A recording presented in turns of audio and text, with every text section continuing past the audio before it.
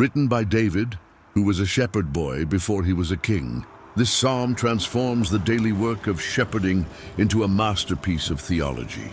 It describes a relationship between God and humanity defined by absolute trust, total provision, and eternal security.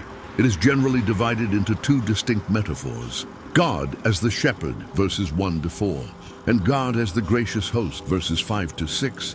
Part 1, the shepherd, verses 1 to 3. The Lord is my shepherd, I shall not want.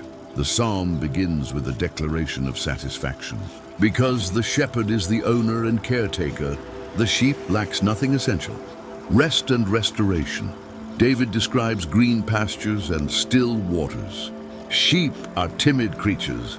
They cannot rest if they are hungry, fearful, or if the water is turbulent. The shepherd provides the safety required for the soul to be restored.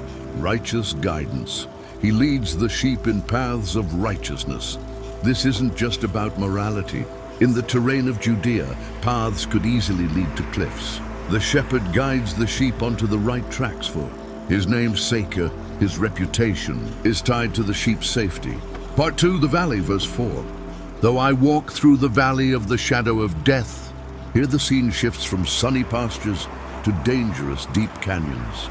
The shift in grammar. Theologians often note that in the first 3 verses, David talks about God. He leads me. In the valley, David talks to God. You are with me. Intimacy with God often deepens in times of darkness. The tools. The rod, a club for defense against predators, and the staff, a crook to pull sheep from crevices, bring comfort because they represent God's ability to protect and correct. Part 3, the host, verses 5 to 6. You prepare a table before me. The metaphor changes from the field to a banquet, a public vindication. God serves a feast in the presence of my enemies.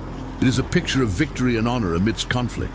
Anointing in the ancient Near East, anointing a guest's head with oil, was an act of supreme hospitality and refreshing.